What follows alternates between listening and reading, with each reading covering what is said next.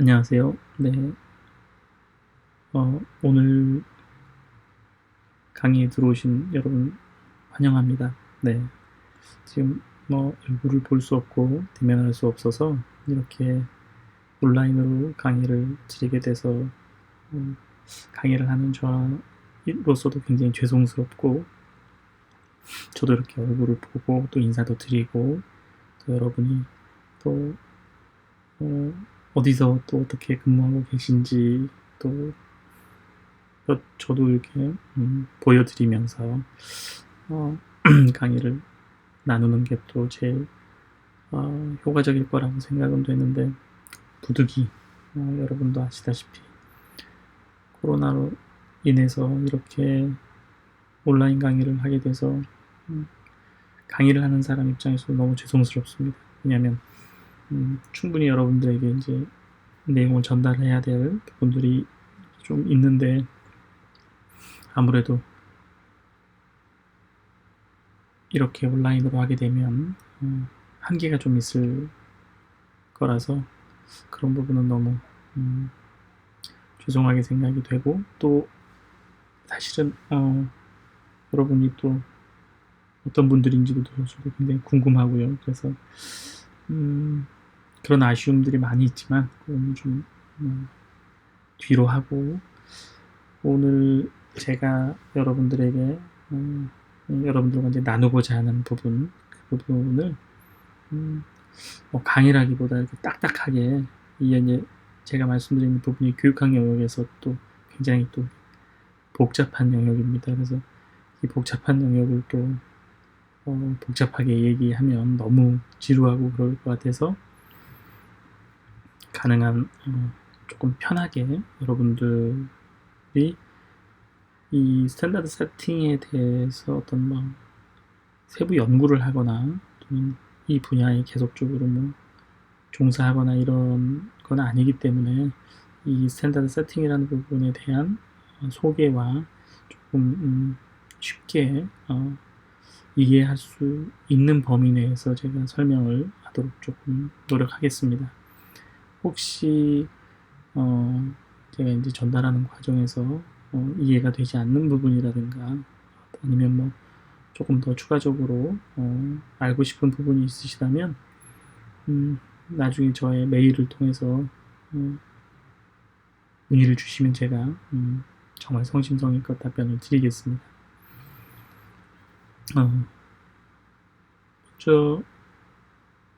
여러분 얼굴을 이렇게 보면서 한 분 한 분께 인사를 드려야 되지만 지금 그러지 못해서 제가 제 소개를 시작하는 걸로 시작을 하겠습니다. 이 제 소개 부분은 조금 제가 이 교육학 영역의 주제를 여러분에게 이렇게 또 전달할 기회를 갖게 된 또 저의 이유, 다시 말하면 저의 또 교육학 영역 쪽으로의 활동, 그런 부분을 조금 소개하고, 어떤 부분을 또 하고 있는지 이런 부분을 좀 같이 포함해서 얘기를 조금 해볼까 합니다. 먼저 저는 여기 나온 것처럼 중앙대학교 병원에 근무하고 있습니다. 여기 보시면은 이 중앙대학교 병원 로고가 붙어있는 버스가 보이시죠? 이 버스는 환자 수송이나 이런 수송용 버스는 아닙니다. 네. 어떤 버스냐면 이 안에 간단하게 진료가 가능할 수 있는 장비가 세팅이 되어 있습니다. 포터블 엑스레이 장비도 있고요. 그다음에 초음파 장비도 있고요. 그리고 간단한 체열을 통한 검사가 이루어질 수 있도록 그런 장비들이 준비되어 있는 버스입니다. 그래서 실제 이 버스는 의료봉사라든가 그런 기회에 많이 사용되고 있습니다. 그리고 이제 구체적으로 다문화 과정 의료봉사에 이제 관심을 많이 보여서 활동을 지금 많이 하고 있는 저희 병원 차량입니다. 제가 보여드리는 거는 그래서 이제 중앙대학교 병원 근무하고 있고, 부서는 그림에서도 보이듯이 응급의료센터에 근무하고 있습니다. 응급의학과하고요. 보시면 병원 벽면에 살짝 보이는 광고판에 환자 경험 평가 전국 1위 중앙대학교 병원. 사실 좀 부끄럽지만 이런 홍보도 지금 하고 있고, 옆에 응급의료센터 입구 있습니다. 사실은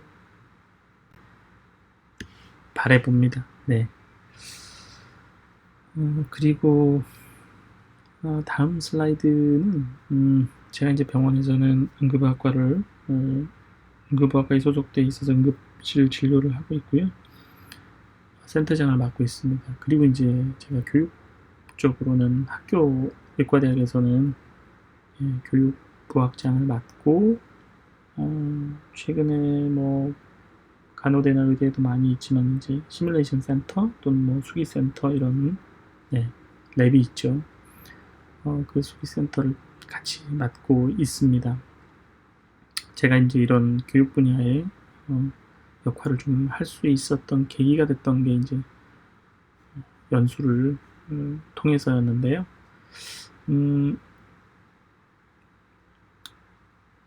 조금 환기시키고 다른 나라 사진을 좀 보는 의미로, 외국을 보는 의미로 제가 연수 때 인연을 맺었던 학교에 대해서 간단하게 좀 보여드리고, 또 최근 코로나 관련해서 또 소개될 자료도 있고 그래서 보여드리겠습니다. 이 제가 연수를 갔던 곳은 영국 런던에 있는 의과대학이었습니다.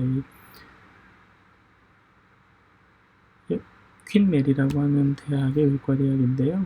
우리나라와는 조금 이제 영국이 다른 의료 체계를 갖고 있고, 또 교육 체계, 특히 이제 대학 체계는 조금 우리나라와는 좀 다릅니다. 그래서 간단하게 그냥 이렇게 축약해서 설명드리면, 영국의 런던 같은 경우는 대학병원들이, 그렇죠, 우리나라처럼 이렇게 산재되어 있습니다. 그런데 이 대학병원들이 커버하는 진료 권역이 구분이 되어 있습니다. 그래서 NHS에서 그 진료 권역을 다 이렇게 구분해서 역할을 맡고 있습니다. 그래서 제가 갔던 퀸 메리 의과대학 같은 경우 소속 병원들이 몇 개가 있는데, 그 중에서 이제 여러분에게 소개할 병원들이 한 3개, 그 중에서 이제 한 3개 정도를 좀 소개를 해보려고 합니다. 여기 보시면 세인트 바톨로미우스 호스피탈, 그 다음에 로열 런던 호스피탈, 그리고 제일 마지막으로 나이팅게일 호스피탈 런던이라는 그 3개 병원을 좀 같이 소개를 좀 해보겠습니다.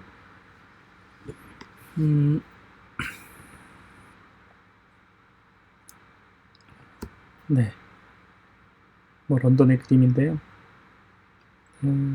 여기 계신 강의를 들어오신 선생님들도 올해 전반기에 해외여행 계획을 많이 세우신 분들이 있으실 텐데 정말 안타깝습니다. 우리 선생님들 중에서도 열심히 연초에 계획을 많이 세우신 분, 스케줄을 맞추고 또 항공편도 예약하고 하신 분들이 있는데 안타깝게 지금 코로나로 인해서 그 일정들을 다 또 취소되고 환불하고 그런 또 아쉬운 또 일이 또 있었습니다. 그 아쉬움이 달래질 수 있을지 모르지만 한번 외국 사진을 제가 좀 올려봤습니다. 이 퀸 메리 유니버시티 오브 런던이라고 하는 대학은, 여기 보시면 유니버시티 오브 런던이라고 이제 이름이 붙는데요. 영국의 런던에는 런던 대학이 있습니다. 여기 보면 유니버시티 오브 런던. 네. 그래서 이제 유니버시티 오브 런던에 라고 하는 것은 어떤 대학의 연합체입니다. 그래서 유니버시티 오브 런던 그러면 우리나라는 이제 하나의 대학이죠. 뭐 중앙대학교, 서울대학교, 연세대학교, 뭐 이렇게 고려대학교 있으면 그 대학 캠퍼스의 하나의 대학인데요. 런던은 유니버시티 오브 런던이라고 해서 런던 연합대학입니다. 그래서 이 유니버시티 오브 런던에는 퀸 메리 대학도 있고 킹스 칼리지도 있고 또 뭐 임페리얼 칼리지도 있고 여러분들이 많이 들어보셨던 런던 전경대학도 있고 굉장히 이제 여러 대학들이 런던 시내에 이렇게 쭉 퍼져 있습니다. 그런 대학들을 다 이제 연합체로 유니버시티 오브 런던이라고 얘기하는데요. 제가 방문했었던 퀸 메리 대학의 의과대학의 이름이 이제 바츠 앤 더 런던 스쿨 오브 메디슨입니다. 이 대학에 이제 부속 병원이 아까 몇 개 있었지만 그 중에 이제 대표적인 병원을 2개 제가 말씀을 드릴 텐데요. 하나는 첫 번째 보여드린 세인트 바톨로미우스 하스피탈이고 두 번째 현대식 건물은 로열 런던 호스피탈입니다. 요 첫 번째 사진에서 보이는 그림은 이 뾰족한 돔탑 보이시죠? 이거 혹시 가보신 분도 있겠지만 세인트폴 성당입니다. 아마 런던 방문자라면 대개는 꼭 들르는 핫포인트죠. 세인트폴 성당이고요. 이 세인트폴 성당 바로 옆에 붙어 있는 병원이 이제 세인트 바톨로미오 하스피탈입니다. 이 세인트 바톨로미오 하스피탈이 영국 드라마에서 꽤 많이 나왔어요. 뭐 기억하실지 모르지만 BBC에서 했던 셜록이라는 드라마에 항상 인트로에 이 세인트폴 전경과 그 옆에 있는 병원 전경이 나옵니다. 이 세인트 바톨로미오 병원은 여기 숫자 보시고 눈치채셨겠지만 설립 연도가 1100년대입니다. 그래서 그 굉장히 오래됐죠. 뭐 200년 정도가 아니고 800년이 넘고 900년 가까이 그렇죠. 그 유럽에서도 가장 오래된 병원 중에 하나인데 이 병원을 가면 정말 그 900년의 흔적이 보이는데 영국 런던의 시민들이 가장 이제 정을 많이 주는 병원이기도 합니다. 그리고 이제 그 두 번째 보여지는 현대식 건물로 이루어진 로열 런던 호스피탈 같은 경우도 설립 연도는 1700년입니다. 그래서 이 런던 로열 런던 호스피탈 역시 아마 런던 시내에서는 최초로 설립된 의대 중에서 이제 다 이렇게 왕립에서 이루어진 건데요. 공립 주도로 이렇게 이루어진 외과대학입니다. 최초로. 그래서 이제 1700년대에 만들어졌는데 한 10년, 20년 사이에 병원의 리모델링이 이루어졌습니다. 그래서 이제 보시면은 런던의 그 동부의 도심 중에서는 단연 이렇게 압도적으로 이렇게 보이는 굉장히 큰 건물집 복합체입니다. 이제 런던 시내에서는 가장 큰 병원인데요. 이 병원의 특징은 여기 건물 끝에 꼭대기에 보시면 빨간 물체가 보이실 텐데 이게 이제 헬기입니다. 이 병원이 이 건물 옥상에 헬리패드를 가지고 있고 또 이 병원에 런던 에어 앰뷸런스 본부를 두고 있습니다. 그래서 저희는 아직은 헬기 이송이 보편화되어 있지는 않지만 전 세계에서 헬기 앰뷸런스를 운영하는 가장 먼저 생기고 또 가장 활성화되어 있는 도시가 런던이고요. 그 에어 앰뷸런스 본부를 이 로열 런던 호스피탈에 두고 있습니다. 그래서 헬기 이송이 굉장히 자주 이루어지는 병원입니다. 뭐 우리나라도 이제 그 분야에 많이 노출되시는 분이 아주대에 있는 외상센터의 모 교수님인데 그 모 교수님도 아마 그쵸 이 병원에서 연수를 아마 처음 받으셨습니다. 그래서 이 두 병원이 대표적인 병원이고요. 연수를 갔을 때 이 두 병원이 거리가 사실은 상당히 멀리 떨어져 있어서 대중교통으로 이렇게 부지런히 움직였던 경험이 있습니다. 네. 그리고 이제 세 번째 아까 나이팅게일 호스피털 런던이라는 병원이 홈페이지에 있었는데요. 이 병원은 이제 코로나 관련해서 소개하는 병원입니다. 실제 지금 보이시는 이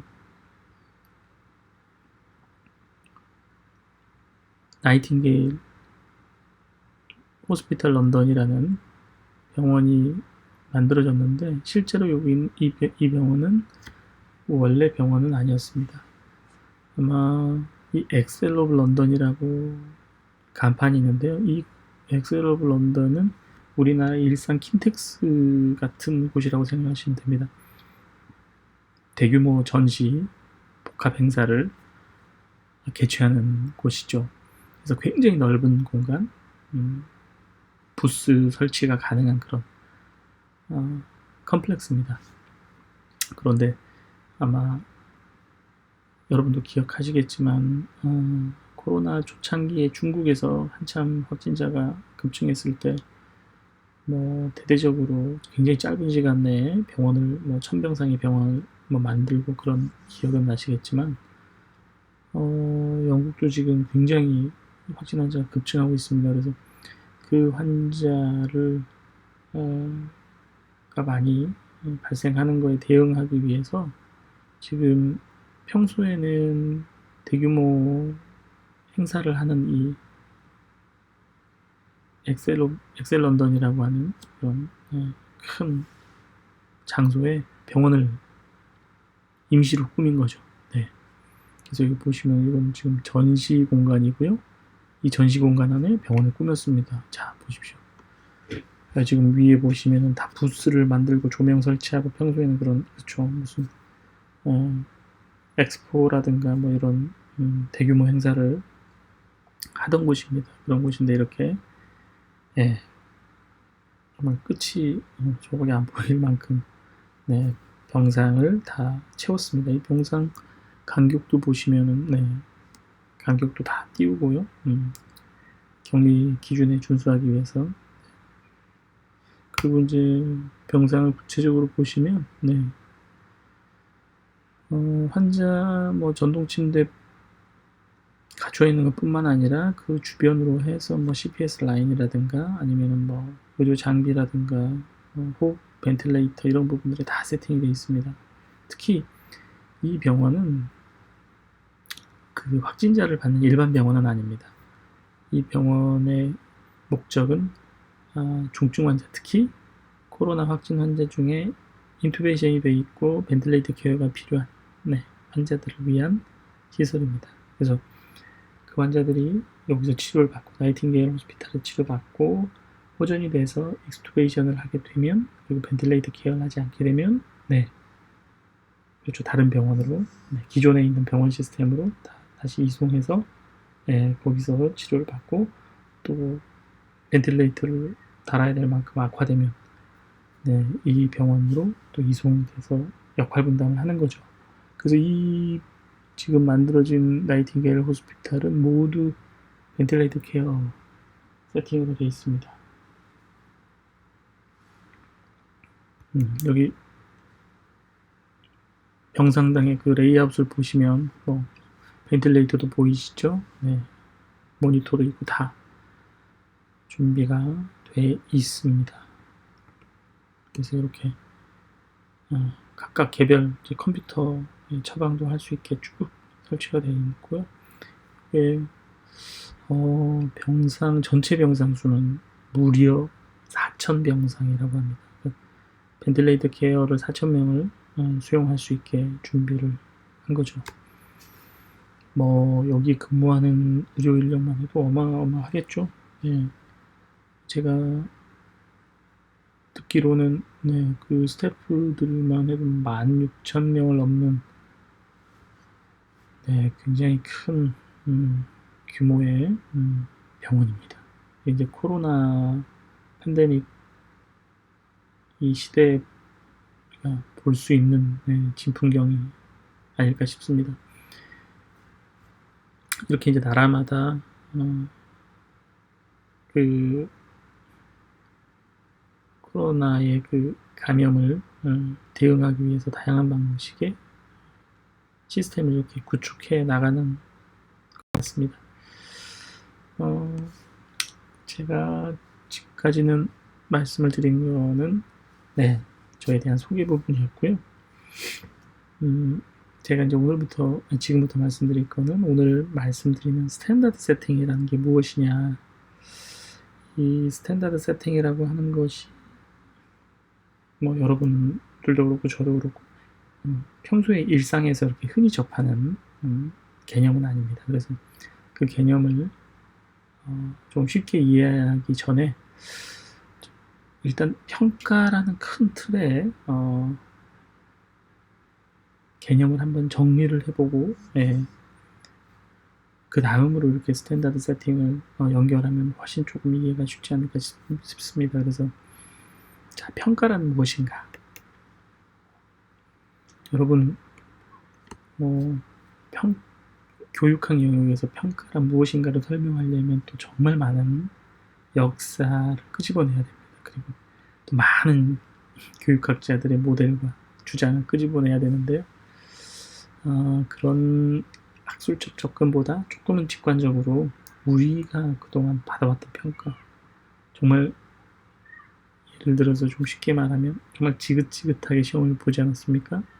유치원, 초등학생, 중학생, 뭐 고등학생, 대학생, 대학원, 대학 졸업하고 간호사가 다 면허 따고 나서 이제는 평가가 없을까 했더니 그렇죠, 여러분. 지금처럼 또 대학원을 오셔가지고 또 평가에서 벗어나지 못하고 있고, 과연 이 대학원을 마무리하시고 나면 평가에서 자유로우실까? 아니라는 거 아시겠죠? 아닙니다.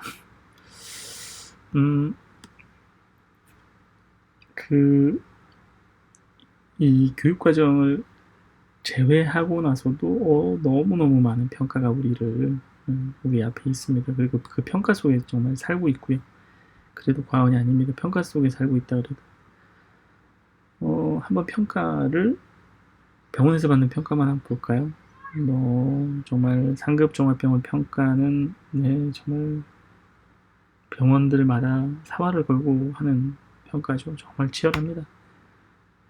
뿐만 아니라 병원 내 환자 개원 평가, 환자 개원 평가까지 또 해서 발표를 하고 있고, 또 들어보셨겠지만 의료질 평가라는 게 있습니다. 이건 또 병원 내 경영자들이 굉장히 관심 갖는 부분입니다. 왜냐하면 이 의료질 평가 관련한 또 수가가 있고요, 지원금이 있기 때문에 정말 또 치열합니다. 거기에 뭐 수술 예방적 항생제 사용을 적절하게 하느냐, 그것도 항상 관리하죠. 꼭 뭐 상급 종합병원이나 대형 병원이 아니더라도 작은 병원이든 큰 병원이든 그 해당 병원의 수준에 맞는 또 평가가 또 굉장히 많아요. 뭐 약제급여 저촉성 평가도 있죠. 뇌졸중 평가도 있죠. MI에 관련된 평가도 있죠. 또 그것만 있습니까? COPD, 또 그것만 있습니까? 또 암도 있죠. 정말 그 평가는 저는 이제 응급실에 있기 때문에 또 보건복지부 응급의료센터 평가, 지역센터 평가 있죠. 정말 이 평가 속에서 정말 헤어나오지를 못하는 게 사실인 것 같습니다. 예, 그렇지만 제가 또 여러분들이 정말 존경스럽다고 생각하는 이유는 이 많은 평가를 온몸으로 또 뭐라 그럴까요? 준비하고 실제로 또 정리하고, 그렇죠? 또 이 평가를 잘 받기 위해서 현실적으로 움직이는 워킹그룹이죠, 여러분들. 예, 정말 그런 면에서는 제가 참 부끄럽게 생각을 합니다.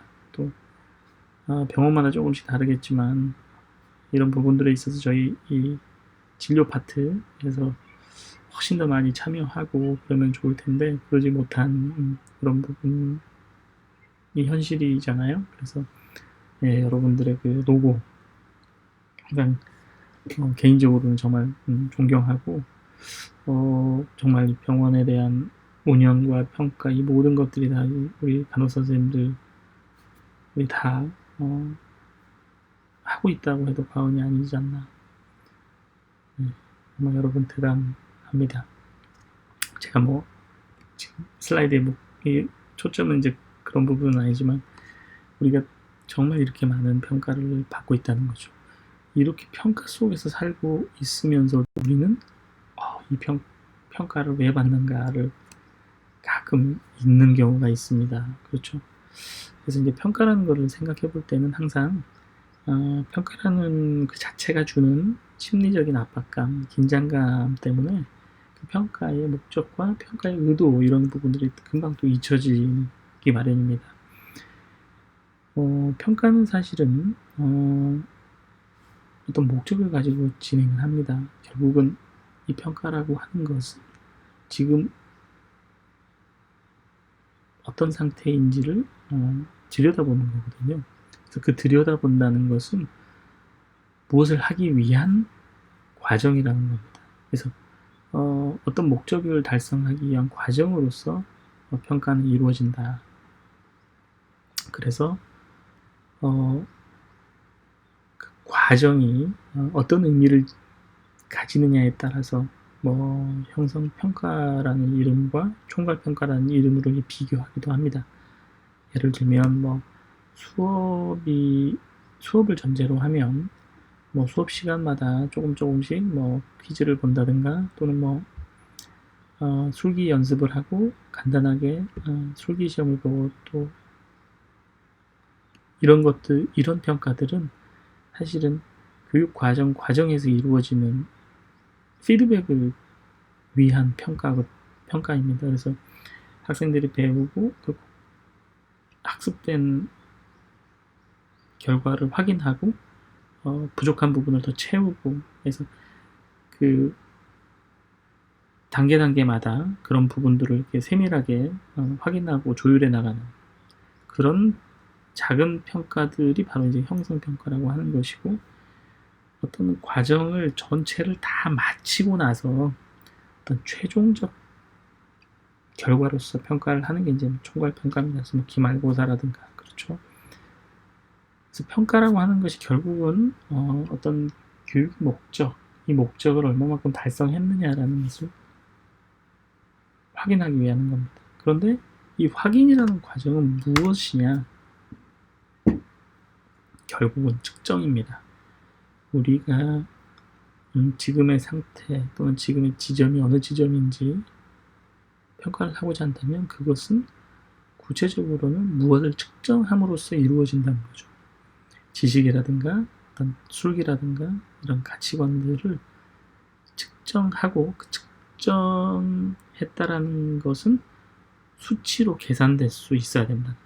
그래서 계산된 수치로 나오게 되는 그것이 바로 평가다. 이렇게 좀 정리를 해볼 수 있겠습니다. 그래서 요약하면 평가는 어떤 목적을 달성하기 위한 과정으로서 지금 현재의 어느 지점에 있는지 확인하기 위한 목적이다. 그 확인이라는 것은 구체적으로 측정하는 과정이다.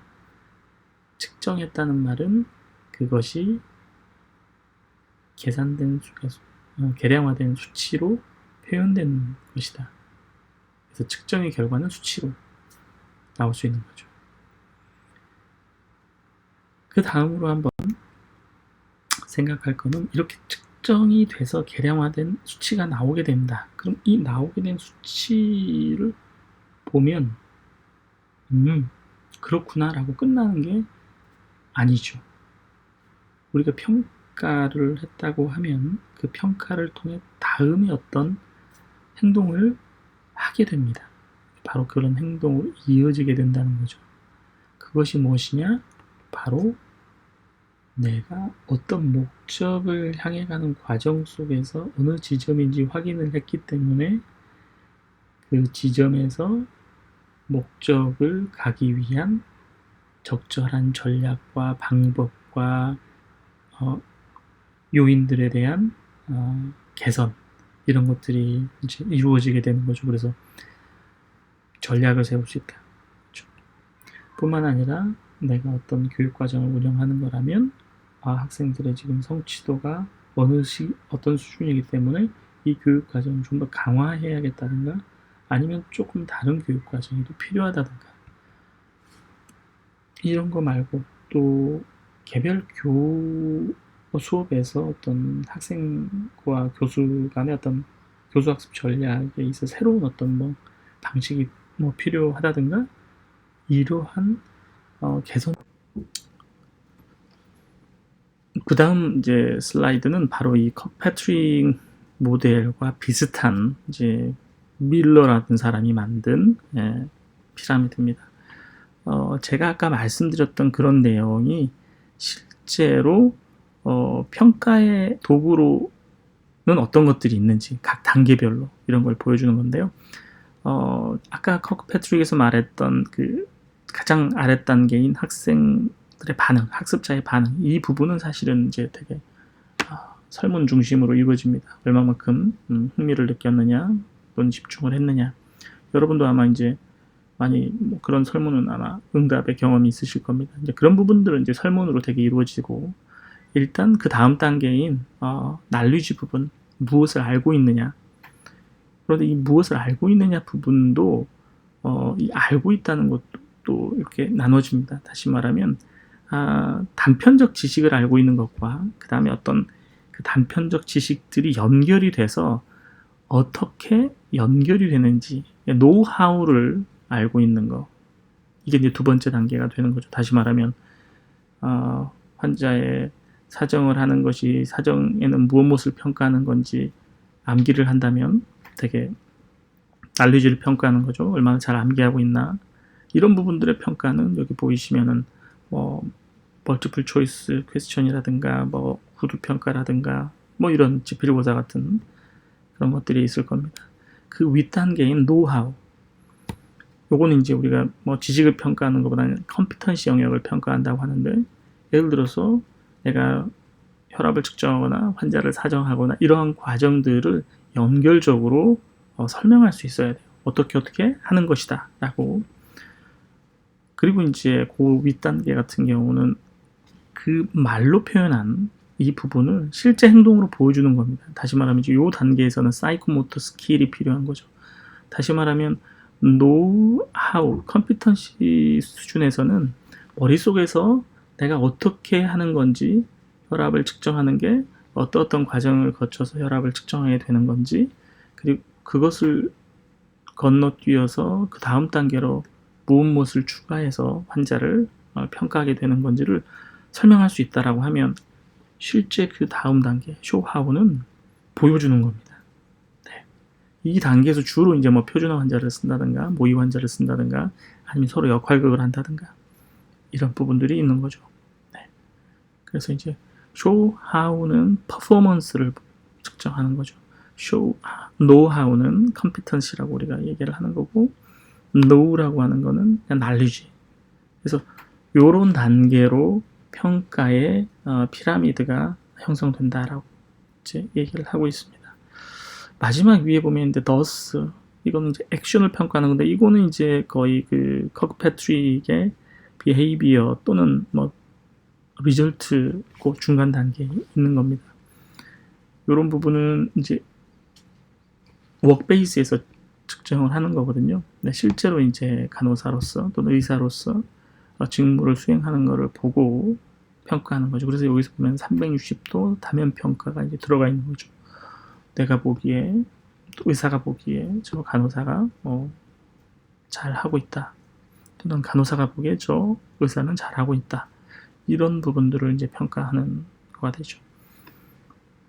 그래서 이제 이 부분을 제가 이제 커크패트릭 모델을 설명하고, 그 다음에 이어서 밀러의 피라미드를 설명하는 거는, 우리가 어떤 평가를 할 때에는 바로 평가의 어떤 개념적 구성을 좀 떠올리고, 내가 어느 단계의 평가를 할 것인가, 그렇다면 이 단계 평가라고 한다면 어떤 평가 도구를 선택하는 것이 적절한 것인가, 이걸 매칭할 수 있으시면 훌륭할 결과라고 생각합니다. 그래서 이 부분은 다른 수업이라든가 다른 자료에서도 많이 경험하시겠지만, 제가 이제 보건의료 영역에서, 교육학 영역에서 평가 부분을 언급한다면 가장 기본적으로 이제 소개하는 두 가지 그림입니다. 그래서 이 부분을 조금 이해하시고 지나가시면 될 것 같습니다.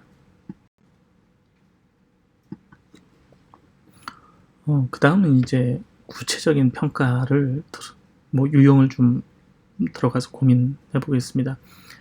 아마 그동안 많은 평가를 저를 비롯해서 여러분도 많이 받으셨기 때문에, 사실은 그 받았던 평가의 경험을 떠올려 보시면 평가의 유형들은 어렵지 않게 유추할 수 있습니다.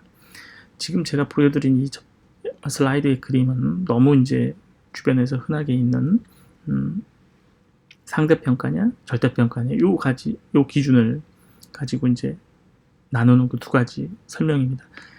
이 절대평가와 상대평가라는 개념은, 초기 개념은 여러분 너무도 쉽게 이해하시겠지만, 이 개념들이 실제로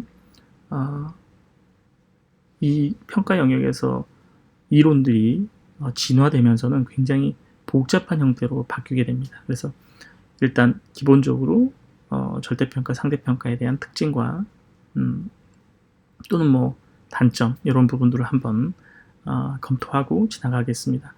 우리가 흔히 평가를 할 때 그 평가의 기준이 무엇이냐를 가지고 이렇게 나눌 수가 있습니다. 규준이냐, 평가의 기준이 규준을 가지고 평가하느냐, 준거를 가지고 평가하느냐, 이런 부분. 이 규준이라고 하는 것은 분포를 얘기합니다. 그러니까 예를 들어서 어떤 학생들이 있다 그러면 그 학생들의 성적의 분포, 결과의 분포를 가지고 평가를 하는 거죠. 이 부분은 흔히들 우리가 이제 개념적으로는 상대평가라고 얘기를 할 수 있습니다. 규준이 분포라고 했기 때문에 분포를 보고 그 안에서 학생이 어느 분포에 해당하는지, 다시 말하면 상대적인 순위가 보여지게 될 겁니다. 그래서 이런 부분은 이제 상대평가다라고 얘기하고, 이것을 용어로서는 규준지향평가다. 규준이라고 하는 건 분포를 얘기하는 거기 때문에 보통 우리가 정규분포 이런 얘기를 하죠. 그 다음에 이 준거지향평가는 바로 이제 우리가 말하는 절대평가라고 해당이 됩니다. 다시 말하면 어떤 준거의 근거에서 평가한다. 이 준거라고 하는 것은 절대적인 근거가 되는 겁니다. 네. 그래서 어떠한 특정한 근거가 되는 기준을 성취했느냐, 성취하지 못했느냐, 또는 상중하로 판단하기도 하고, 여러 가지 형태로 판단을 할 수가 있을 겁니다. 이 부분은 준거지향 평가는, 다시 말씀드리면 정해진 절대 기준, 준거에 의해서 평가를 한다. 그래서 절대평가라고 알려져 있다, 이런 거죠.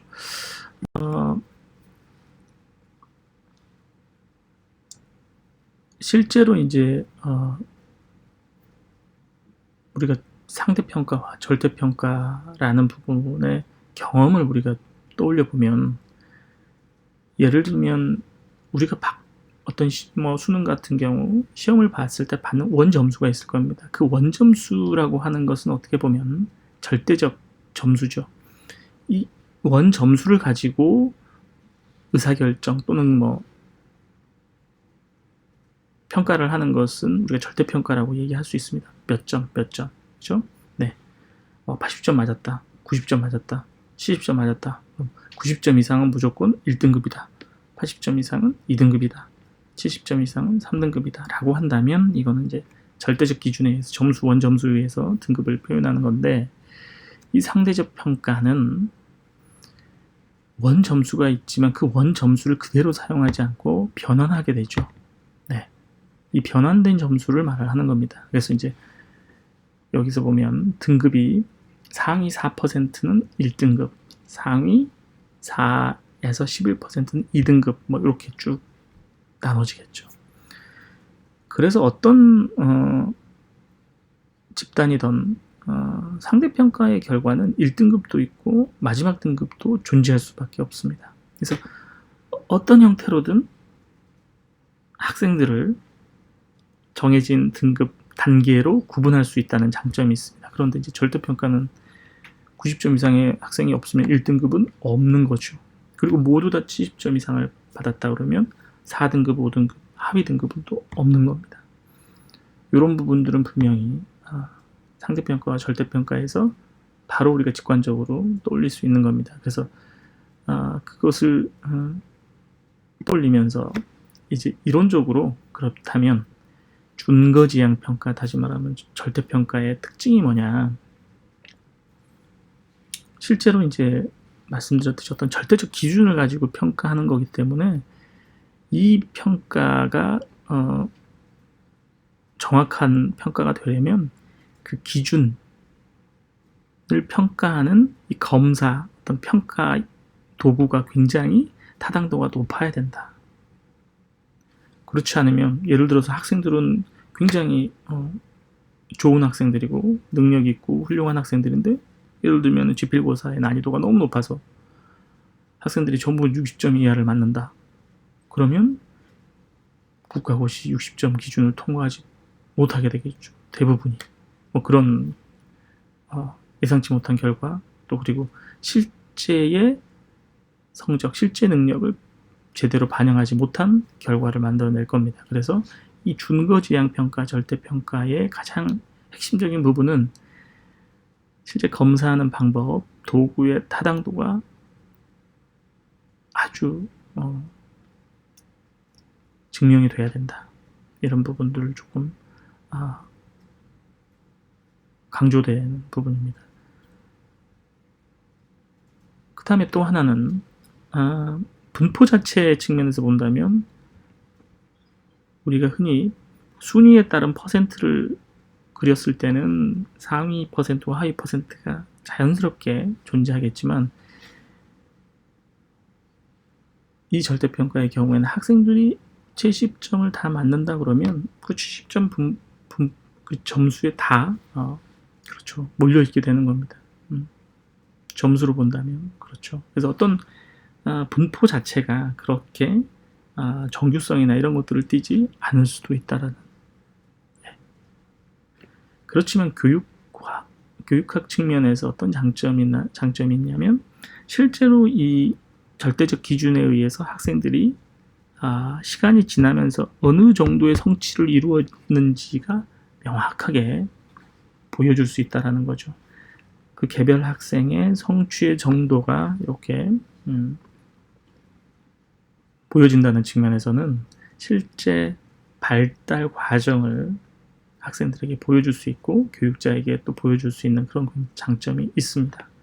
그래서 교육자들이 학생의 발달 정도를 보면서 그 진도가 부족한 경우는 조금 더 추가적인 학습을 애드할 수도 있고요. 이런 학습자뿐만 아니라 교육자에게도 어떤 피드백의 메시지가 간다라는 거, 굉장히 그런 측면에서는 교육학적 측면에서는 장점에 대해서 많이 언급되고 있는 평가의 특징이라고 할 수 있습니다.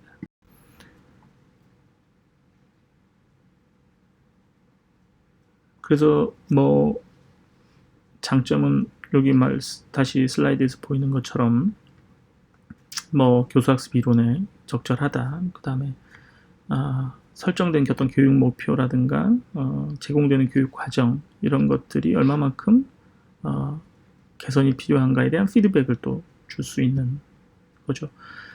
현실적으로 가장 또 그 정서적 환경의 차이가 뭐냐면 절대평가의 경우에는 이 동료들에 대한 상대적 순위나 이런 부분들이 강조되지 않기 때문에 동료들이 경쟁자로 인식되지 않는다. 그렇죠. 그런 부분들에 있어서 굉장히 장점으로 소개하는 학자들도 꽤 많습니다. 그렇다 그러면 다음으로는 그렇지만 장점만 있는 건 아니고 단점도 있습니다. 이런 절대평가의 단점은 뭐 앞서 다 언급했던 부분이지만 개인 간의 어떤 편차가 존재하지 않기 때문에 변별하기가 쉽지 않습니다. 모두 다 70점을 맞는다든가 모두 다 100점을 맞는다든가 그렇죠. 그렇게 되면 100점을 맞은 사람 10사람이 있거나 30명이 있거나 그러면 과연 그 사람들 간의 편차는 확인이 안 되기 때문에 그런 측면에서는 개인의 변별이 어려운 평가다 이렇게 볼 수 있습니다. 또 하나는 아까 말씀드렸듯이 우리가 준거를 설정할 때 절대적 기준을 설정할 때 그 설정된 기준이 어떻게 설정되느냐에 따라서 실제 모집단인 학생들은 변하지 않지만 기준의 준거가 어떻게 설정되느냐에 따라서 결과는 달라지기 때문에 그런 측면에서는 평가의 단점이 노출이 되게 됩니다. 그 다음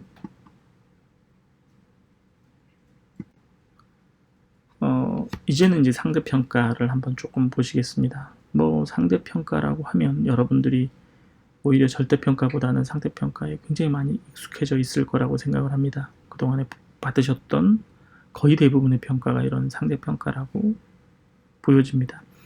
어떤 분포, 규준, 이 근거하에서 평가를 받는 거죠. 오히려 이럴 때는 공정성의 문제가 가장 이슈가 됩니다. 그래서 이제 검사의 타당도보다는 신뢰도, 그렇죠. 이 검사의 신뢰도가 가장 핵심적인 관건이 됩니다. 그래서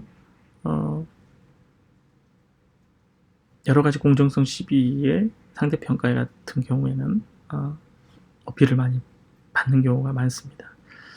그 다음에 이제 이 상대평가라고 하는 것은 결국은 분포를 근거로 하기 때문에 가능한 개인별 분별, 편차를 이렇게 도드라지게 하는 거죠. 점수가 70점과 79점 1점 차이긴 하지만 등수로는 분명히 나눠지게 되는 겁니다. 그래서 그런 개인의 차이를 극대화한 어떤 그런 표현 방법들, 그런 평가들이 주를 이루고 있고요. 이 평가의 그러면 주 목적은 무엇이냐면 결국은 개인별의 어떤 분별도를 늘려서 선발을 하고자 하는 그런 경우에 많이 이용이 되는 겁니다. 그래서 되게 이제 저희 교육과정 안에서는 이런 평가의 요구도가 제일 많이 있게 되는 겁니다. 그래서 뭐 여하튼 응시생에 뭐 30명을 뽑는다 그러면 30등 어쨌든 1등부터 100명의 응시생이 있다면 1등부터 100등을 어떤 형태로든 100등을 나눈 다음에 거기서 30명만 선발을 하는 거죠. 31등, 32등이 얼마만큼의 어떤 능력이 있고 없고를 보지 않는, 그렇죠? 네. 장점이라고 하면 뭐 그렇습니다. 뭐 변별이 가능하다라는 거. 네. 그리고 어떤 준거, 아까 말씀드렸던 절대평가에서 제시하는 어떤 절대적 기준을 만들 때 들어갈 수 있는 어떤 오류라든가 편향 이런 부분들을 배제하고 결과적으로 어찌됐든 누가 더 우위에 있느냐를 가지고 판단을 하기 때문에 뭐 평가자의 어떤 의견이 반영되는 부분을 줄일 수 있는 어떤 장점이 있다라고 얘기를 합니다. 그리고 또 뭐 결과적으로는 동료들이 다 경쟁자의 인식으로 바라보게 되기 때문에 이것을 뭐 학습 동기를 유발한다라는 장점으로 언급하는 학자들도 있지만 또 반대로 그런 부분들이 교육적 그 환경에서는 장기적으로 볼 때 단점에 해당된다라고 주장하기도 합니다. 이 부분은 뭐 그런 특징을 가지고 있다라는 거. 네, 단점은 뭐 특별하게 뭐 추가하지 않아도 여러분들이 충분히 직관적으로 이해하실 거라고 생각합니다. 다만 여기 마지막에 보면 이렇게 과다 경쟁의 심리가 조장돼서 인성교육을 방해할 우려가 있다, 이런 또 단점을 얘기하는 분도 있고, 아까 말씀드렸듯이 일정 정도의 적절한 학습 동기를 부여하는 장점도 있다, 이렇게 또 주장하는 의견도 있다는 거. 네. 그런 평가를 절대 기준을 가지고 하느냐, 준거짓 지향 평가냐, 아니면 분포 규준 지향 평가냐, 상대 평가냐, 절대 평가냐, 이렇게 나누는 것도 있지만 단계, 그러니까 교육 과정에서의 어떤 단계에 따른 평가의 어떤 유형도 있습니다. 예를 들면 대표적으로 이제 형성 평가와 총괄 평가가 대표적인 예인데요. 우리가 이제 그 평가의 목적이 조금은 다를 수 있다라는 걸 조금 이해하시면 좋을 것 같습니다. 형성평가라고 하는 것은 어떤 최종적인 교육과정의 결과로서 평가하는 건 아닙니다. 그 교육과정 중간중간에 평가하는 걸 바로 형성평가고, 교육과정이 최종적으로 종결된 후에 이 교육과정을 마치고 난 학생이 할 수 있는 또는 보여야 되는 어떤 지식, 행동, 이런 수준을 최종적으로 평가하는 것이 이제 총괄평가입니다. 그리고 이 총괄평가는 결국은 패스냐 페일이냐 또는 뭐 졸업이냐 아니냐, 이런 어떤 의사결정을 또 하는 데 연관이 돼 있죠. 그런데 반해서 형성평가라고 하는 것은 최종적 결론에 도달하는 그 과정에서 여러 단계의 진화 과정이 필요할 겁니다.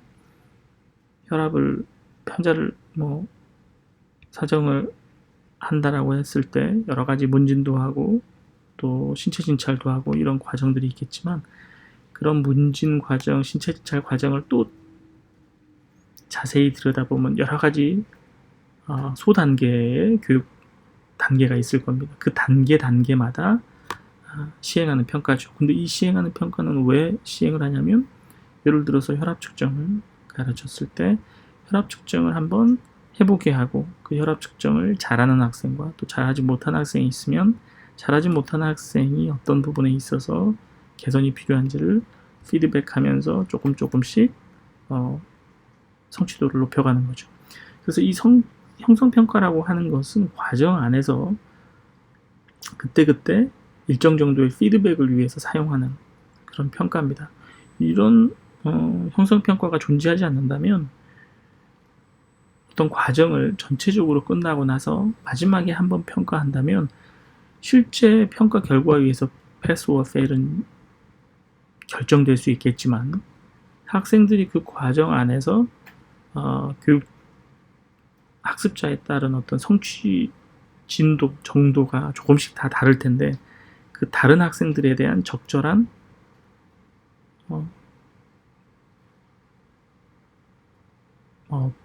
보충 없이 그냥 마지막에 한번 측정하는 그런 결과를 가져오기 때문에 굉장히 교육과정 평가에 있어서는 결함을 많이 노출하게 됩니다. 그래서 잘하는 학생은 뭐 당연히 잘하겠지만, 중간중간에 어떤 부분에서 어려움을 보이는 학생 같은 경우는 그 단계를 넘어갈 수 있도록 피드백을 해줘야 되는 거고, 그러면 그 피드백을 하기 전에 소 단계에서 어떤 장애가 있는지를 알아야 되기 때문에 그래서 평가가 필요한 겁니다. 그래서 이런 부분이 이제 형성평가라고 얘기를 하는 거죠. 그래서 이 교육 영역에서는 형성평가가 얼마만큼 치밀하게 준비되고 그리고 피드백이 잘 됐냐에 따라서 사실은 총괄평가의 결과는 달라질 수도 있다고 얘기합니다.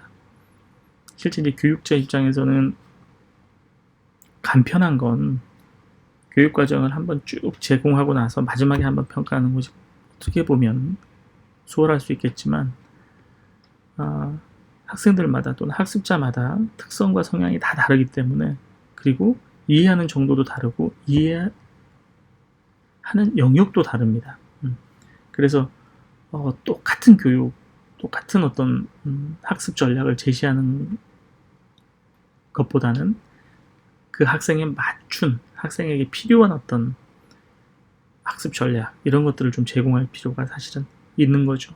그런 것을 결국은 확인하려면 중간중간에 평가를 통해서 학생 개개인의 부족한 부분을 파악하고 거기에 맞춰 제공되는 추가 학습이나 이런 것들이 굉장히 중요한 게 됩니다. 그래서 사실은 우리가 총괄평가라는 것보다 교육자 입장에서는 형성평가 쪽에 훨씬 더 많은 시간과 노력을 기울여야 된다라고 이제 주장하시는 교육학자들도 꽤 많이 있습니다.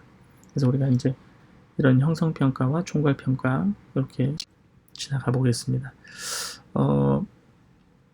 그래서 이제 아까 말씀드렸던 스페셜 스코어 그 학생들이 받을 수 있는 그 모든 점수들의 중에서 어떤 특정한 점수를 선정하고 그 점수에서 경계 영역이 패스와 페일로 나뉘어지는 그런 개념이다 라고 말씀을 드렸는데 그러면 그 컷 스코어가 왜 필요했느냐 아마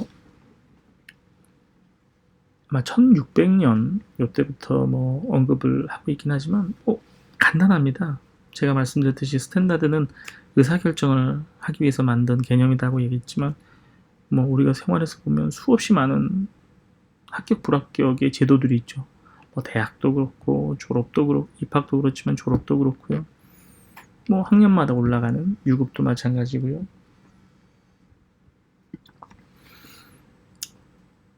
네, 뿐만 아니라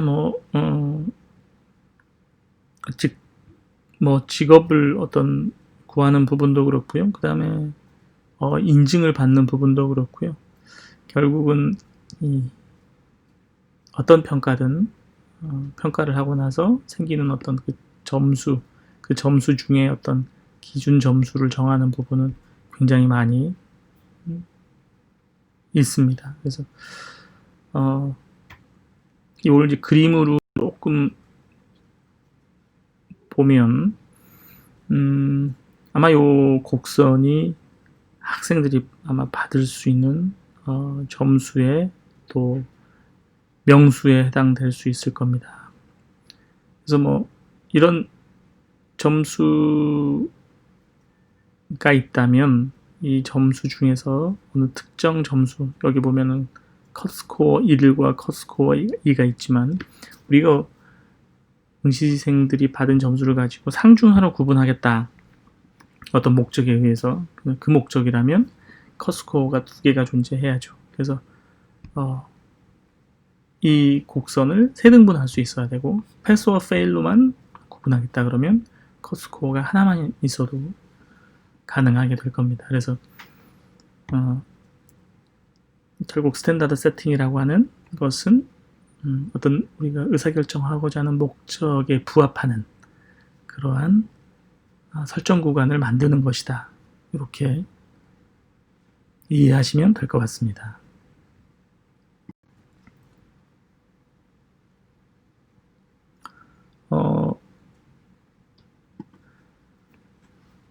이렇게 스탠다드 세팅이 필요한 이유는 말씀드렸듯이 어떤 의사결정을 하고자 함인데 어떤 목적에 부합하느냐 하지 않느냐. 그런데 한 가지 고민이 여기서 깊어질 수 있습니다.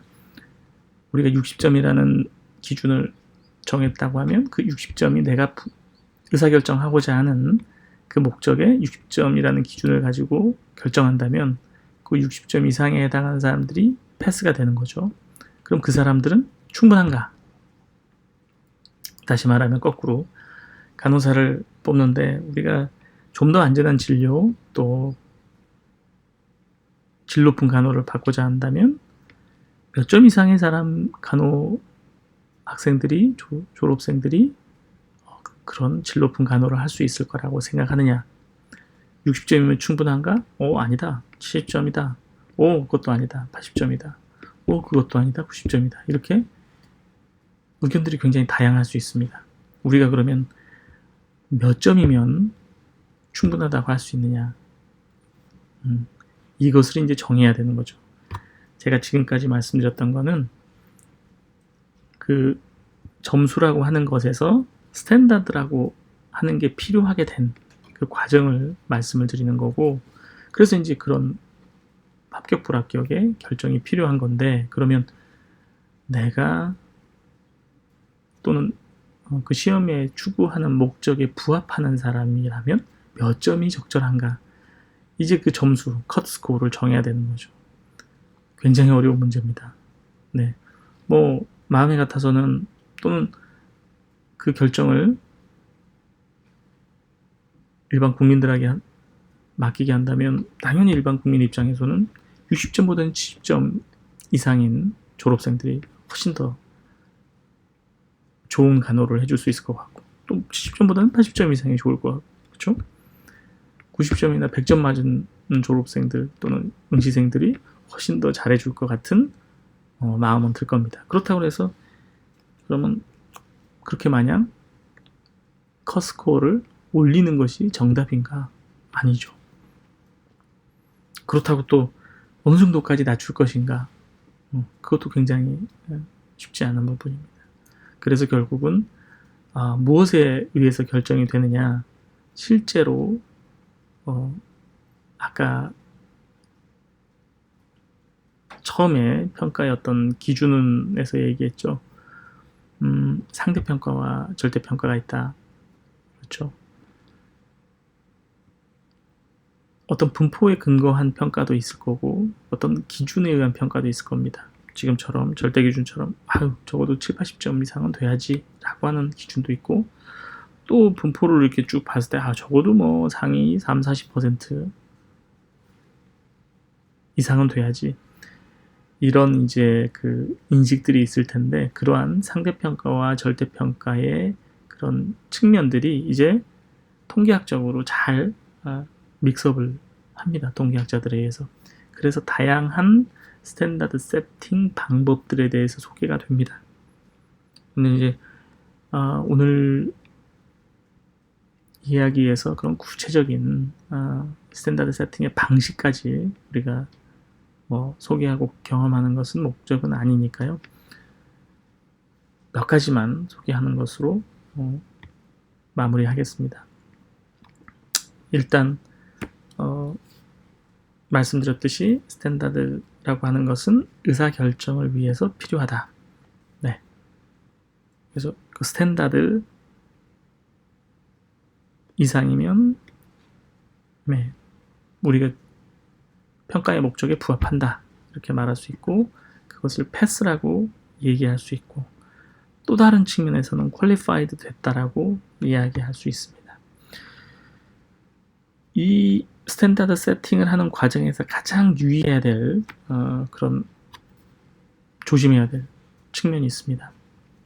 어떤 스탠다드 세팅이든 간에 우리가 가장 피해야 될 부분은 이 빨간색 부분입니다. 다시 말하면 능력은 불충분한데 시험에 통과해버렸다. 그렇죠. 또는 능력이 충분한데 페일했다. 이 빨간색 부분을 최소화하는 것이 스탠다드 세팅에서의 가장 해결해야 될 문제인 겁니다.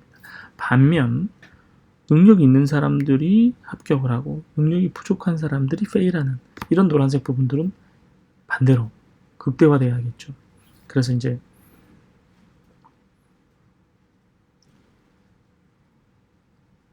이런 부분의 문제를 해결할 수 있는 통계학적 모델들이 많이 만들어지고 개발됐습니다. 그래서 뭐 간단하게 소개를 하면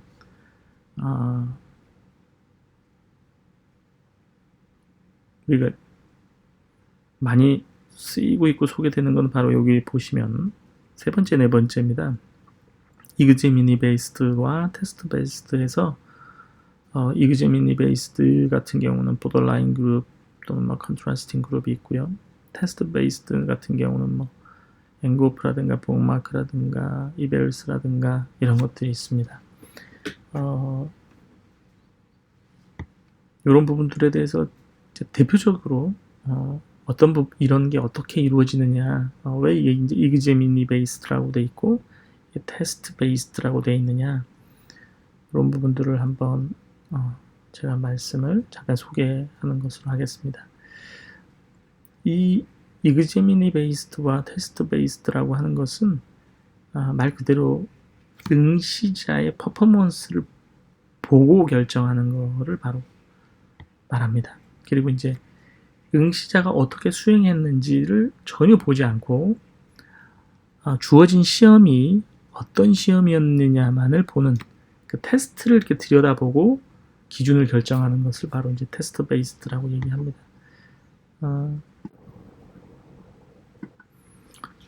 네, 보더라인 메서드에 대해서 말씀을 드리겠습니다. 보더라인 메서드는 아까 말한 것처럼 이그제미니 베이스드로 되어 있습니다. 다시 말하면 응시자 중심으로 판단을 하는 방법인데요. 우리가 예를 들면 실기시험을 봅니다. 혈압측정이라는 실기시험을 봤다고 치면 그 학생들이 실기시험을 보는 과정에서 평가자들은 어떤 체크리스트를 가지고 평가를 하게 됩니다. 예를 들면 여기 보시는 것처럼 혈압 측정을 하려면 첫 번째 무엇을 해야 되고 그 다음 무엇을 해야 되고 쭉 순서가 적혀 있어서 여기에는 뭐 이제 예를 들면 7가지 행위를 하면 행위를 하는지 안 하는지 평가를 하는 체크리스트가 개발이 되어 있다고 하면 이 체크리스트에 의해서 학생들은 평가를 받았을 겁니다. 그리고 그 평가받은 그 스코어는 뭐 일정한 어떤 분포를 이루겠죠. 그런데 그 학생들이 본 시험 점수나 이런 것들은 다 나와 있는 상태에서 그 체크리스트가 어떤 체크리스트였냐를 보지 않고, 다시 말하면 어떤 체크리스트의 내용으로 평가를 했는지를 보지 않습니다. 보지 않고 그 체크리스트 개발한 전문가들과 다른 전문가들이 모여서 응시한 학생들의 혈압 측정 동영상만을 봅니다. 그들의 점수도 모르고요. 그들의 어떤 받았던 평가의 체크리스트가 어떤 형식으로 구성되어 있는지도 모릅니다. 모르고 단지 그 분야의 전문가인 사람들이 모여서 점수와 체크리스트가 어떻는지 그 개발 과정에 전혀 참여하지 않았던 모르는 사람들이 다시 모여서 오로지 학생들이 수행한 혈압 측정의 동영상만을 봅니다. 그래서 1번 학생 보고 이 사람은 영상만 보고 직관적으로 뭐 충분히 이 사람은 패스하는 사람이다. 또 어떤 경우는 두 번째를 봤는데 뭐 두 번째는 저건 너무 부족하다 하고 페일을 시킬 수 있겠고요. 그렇게 이제 구분하다 보면 동영상을 보고 이 사람은 너무도 당연히 합격해도 되겠다, 또는 이 사람은 너무도 부족해서 떨어져야겠다라고 생각을 한 그룹 말고 이 사람은 떨어졌다고 해야 될지 합격시켜야 될지 잘 모르겠다라고 한 그룹이 있을 겁니다. 그게 이제 보더라인 그룹이죠. 그 보더라인 그룹만을 결과적으로 모아서 그들의, 예를 들면 그 그룹의 중간값을 설정한다면 그거를 이제 컷스코어로 결정하는 방법입니다. 그래서 이 보더라인에 해당하는 사람들의 그 행위를 보고 그들의 점수로 추출하는 거죠. 그게 이제 그 점수를 이제 컷 스코어로 해서 결정하는 방법입니다. 네. 또 다른 방법 같은 경우는 아까 앞서 보더라인 메소드를 얘기했을 때 전문가들이 모여서 응시자의 어떤 혈압 측정이라는 수행을 보고 이 사람은 뭐 충분히 합격해도 되겠다. 그런 그룹이 있을 거고요. 이 사람은 뭐 떨어져야겠다라고 결정한 그룹이 있을 겁니다. 보더라인 그룹 말고 이 두 그룹, 이 반대되는 이 컨트라스트 그룹의 성적 분포를 봤을 때 이렇게 겹치는 점수 분포가 있을 겁니다. 네, 이런 겹치는 요 지점의 점수를 바로 이제 컷 스코어로 정하는 그런 방법도 있습니다. 이제 이런 방법의 경우에는 보더라인에 대한 평가는 없고요. 패스 오 아니면 페일 두 가지 결정만 전문가들을 통해서 하게 됩니다. 그래서 그 그룹 사이의 점수 분포를 그렸을 때 이렇게 교차하는 요 스코어를 컷 스코어로 결정하는 그런 방법들이 이제 컨트라스트 메소드라고 할 수가 있습니다. 이것처럼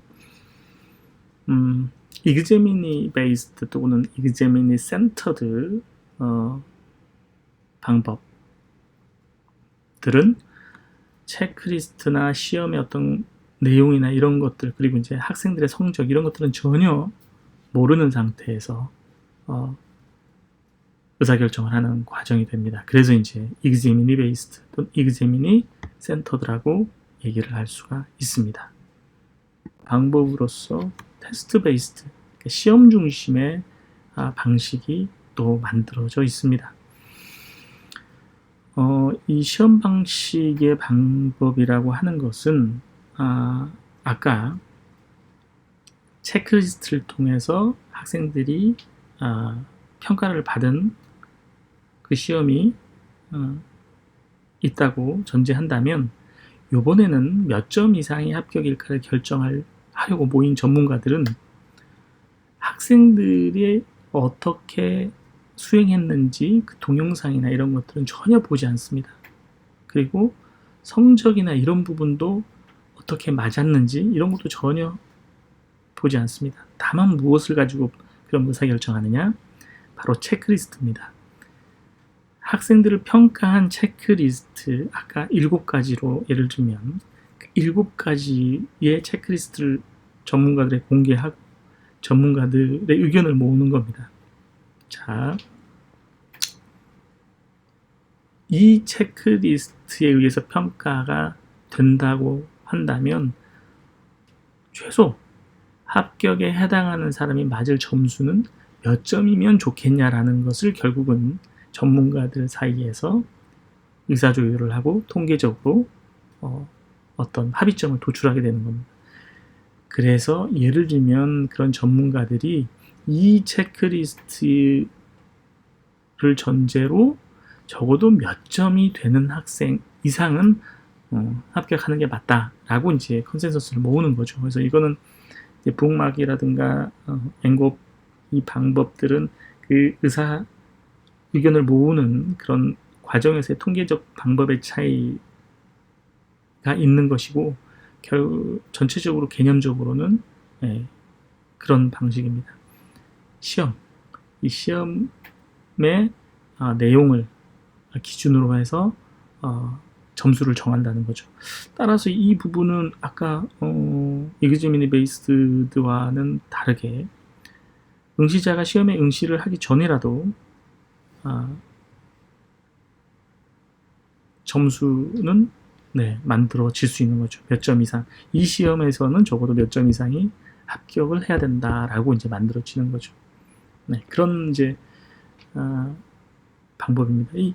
사실은 근데 이제 테스트 베이스드나 익제미니 베이스드나 사실은 양쪽으로 이렇게 통계학적 모델이 만들어져 있지만 지금 같은 경우는 모디파이드 돼서 두 개념들이 약간은 믹스업되는 그런 방식들도 또 많이 사용되어지고 있습니다. 그래서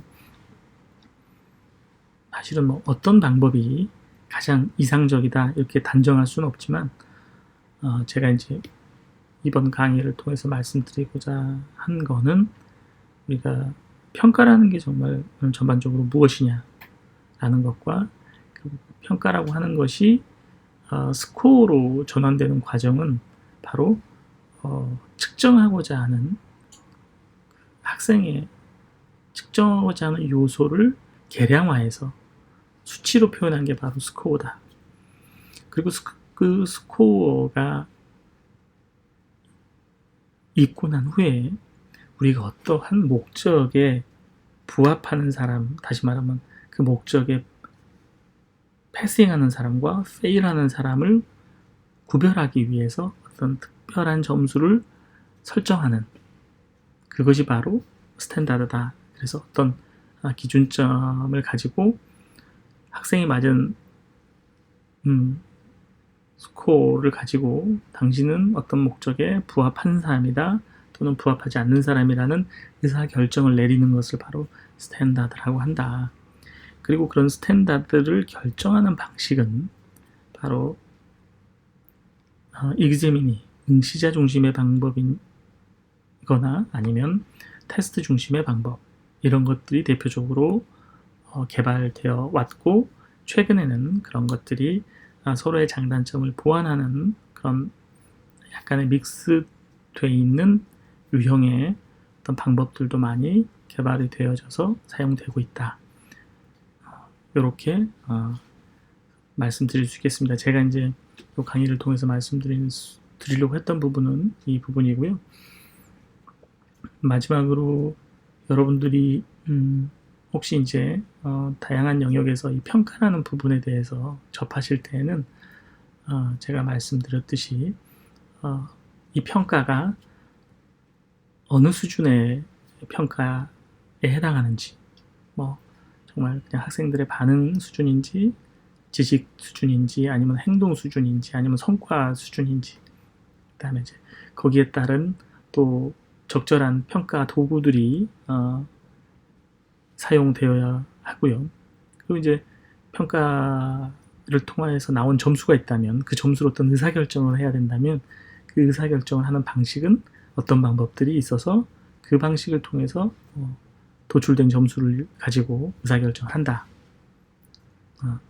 요런 이제 과정, 이런 것들을 조금 이해하시고 평가라는 관련된 부분에 있어서 접하실 때는 이게 어떤 부분에 해당하는지 이렇게 좀 이해하실 수 있으면 제 강의가 좀 소기의 성과를 달성하지 않았을까, 그런 생각이 듭니다. 혹시 제가 이제 설명드리는 부분 중에서 조금 간략하게 설명을 드리는 과정에서 굉장히 이제 단순화된 면도 있고 또 조금 극단적으로 표현한 부분도 있어서 혹시라도 이제 강의 도중에 궁금한 부분이 있으면 저에게 연락을 이메일로 주시면 언제든 제가 답변을 드리도록 하겠습니다. 익숙하지 않는 이런 온라인 강의 제가 하면서도 여러분께 어떤 점에서는 굉장히 죄송스럽고 여러분에게 조금 더 좋은 강의 환경으로 제공을 좀 해드렸어야 되는데 그러지 못한 부분이 있어서 굉장히 아쉽습니다. 여하튼 뭐 다들 다른 또 직장과 또는 다른 학업을 하시면서 바쁘신 와중에 이 강의를 들으시겠지만 부족한 강의를 잘 끝까지 들어주셔서 일단 감사드리고, 또 여러분들께서 진행하시는 연구라든가 또는 그 학업이 잘 이루어지기를 기대하면서 마치도록 하겠습니다. 감사합니다.